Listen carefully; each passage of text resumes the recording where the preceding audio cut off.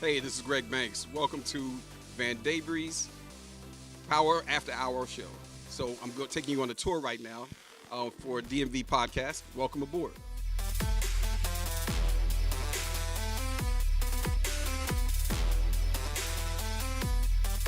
Out here, what you have is, this is going to be Lobos' area. As you can see, you got the central table, it's with the big dons smoking the cigars who are basically plotting the demise of Lobos. Nobody wants him from there. He's being hunted down like a criminal. He is a criminal, but he's a criminal within the organization, within the cartel. So they don't want him around anything that they're doing. They want him out of their business. Last season, basically what was going on is that Ghost and Angela wanted to escape. They wanted to live their ideal life. So they went to Miami. And upstairs we have the Miami area.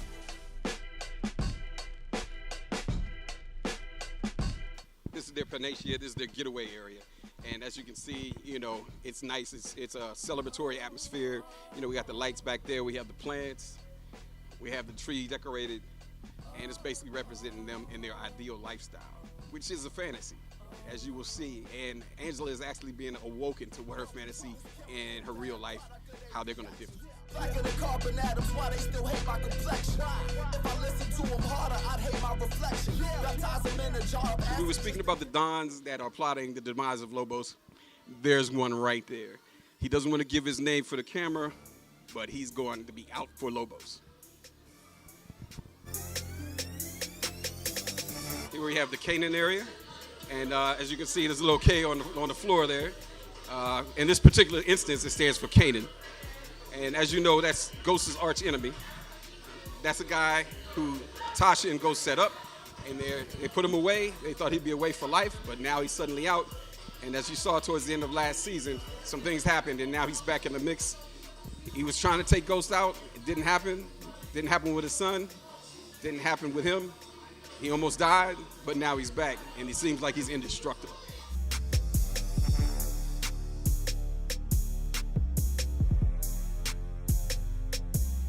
The ladies area, because as you know, there's important female characters and important male characters in the Power show. So this represents the feminine side of things, as you can see here as well. But then we transition over to the male side of things. If you guys saw the last episode, Tommy was getting ready to kill Ghost and he was wrapping his gun in tape. I guess he's not trying to leave any fingerprints. And here's the safe that Ghost used to store all his guns and everything secret that he wants to keep from everybody, including Tasha. Now we're coming over here to the Ghost persona. And as mentioned before, he's trying to escape the life. So basically what's going on with him is he has his truth persona on the right side. He's a nightclub owner. Actually, he owns several nightclubs now. And sometimes though, he has to go ahead and try to separate himself from everything that's going on.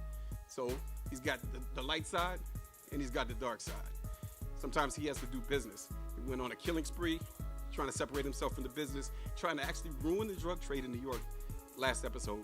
So this is what he used to try to accomplish that task. And flashing back to Miami again, we got the purse, Angela, the pumps, she's styles, class, and also a law enforcement official.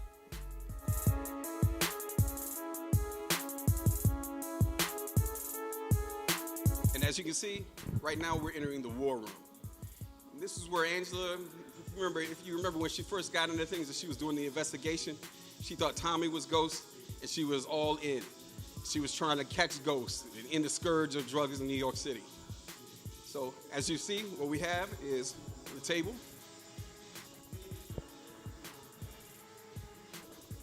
We have the various crime scene photos and different investigative materials. There's more police badges. Sometimes law enforcement officials have to use a little force. And this is everything they use to investigate. But if you guys remember, there's one central important character who's not with us anymore. And it was Pink Shoes. She almost got Ghost, and then she escaped to Miami. But Miami, Ghost caught up to her, but he didn't catch her in time because Drake got to her first. So that led to more mysteries for Ghost. And as you see, Pink Shoes got it in the end. And that was under investigation.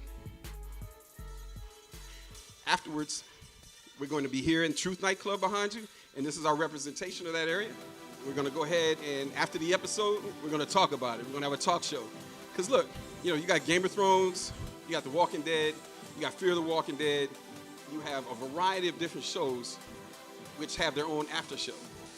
So why can't an African-American theme show have their own after show? And, you know, you say, well, okay, well, maybe we're talking about something that may be negative with drugs and everything. But if you really think about the character, he's trying to ascend to the next level. He's trying to be moral with it. And he does some things that he has to do to get to that level. But the things that he enacted were an attempt to end the drug trade in New York City.